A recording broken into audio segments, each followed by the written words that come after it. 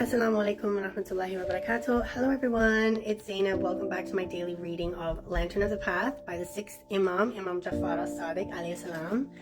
So today I want to read to you chapters 39 and 40 inshaAllah. So I'm going to begin in the name of Allah, most gracious, most merciful. All praise belongs to Him, and Allah's peace and blessings to Prophet Muhammad and his pure family. Okay, so chapter 39 is on opening the prayer. أعوذ بالله من الشيطان الرجيم اللهم صل وسلم على محمد وآل محمد بسم الله الرحمن الرحيم. When you face the Qibla, you should despair of this world and what it contains of creation and what others are occupied with. Empty your heart of every preoccupation which might distract you from Allah. See the immensity of Allah with your innermost being and remember that you will stand before Him. For Allah said, Subhanahu wa ta'ala said in the Holy Quran, chapter 10, ayah number 30, there shall every soul become acquainted with what it sent before, and they shall be brought back to Allah, their true patron. Stand at the foot of fear and hope. When you recite the takbir, you should belittle what is between the high heavens and the moist earth, which are all below His glory. For when Allah looks into the heart of His bondsman while he is saying the takbir, and sees in his heart something obstructing the truth of his declaring that Allah is great, He says, O liar, do you try to deceive me? By my might and my majesty, I will deny you the sweetness of my remembrance, and I will veil you from my nearness and from joy in my intimate communion. Ouch. He knows everything. He can see in your hearts. He can see what you reveal and what you conceal, right? MashaAllah. Know that Allah does not need your service. He is independent of you, your worship and your supplication. He summons you by His favor to show you mercy, to put you far from His punishment, to spread some of the blessings of His kindness over you, to guide you to the path of His pleasure, and to open to you the door of His forgiveness.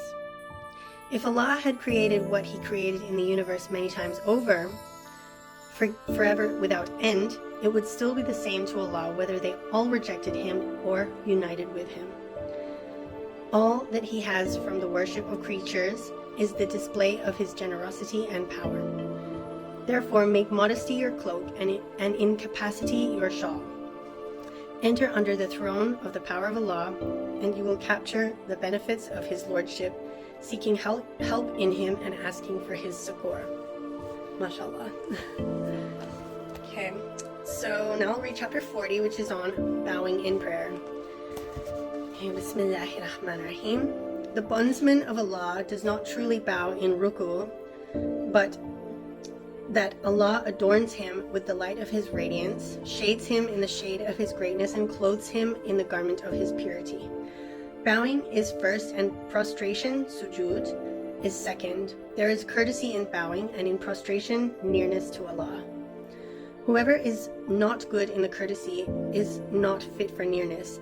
Therefore, bow with the ruku of one who is humble to Allah, abased in his heart, and fearful under His power, submitting his limbs to Allah like one who is fearful and sorrowful for what he might miss of the benefits of those who bow.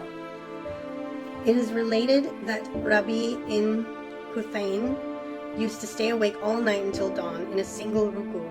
In the morning he would sigh and say, "Oh, the sincere have gone ahead, and we are cut off." Make your ruku properly by keeping your back straight, coming down from your aspirations in standing to serve Him, which comes only with His help. Let your heart flee from the whisperings, tricks, and deceit of Satan. Allah will elevate His bondsmen according to their humility to Him, and will guide them to the roots of humility, submission, and abasement according to how well their innermost being is acquainted with His immensity. MashaAllah. Deep, right?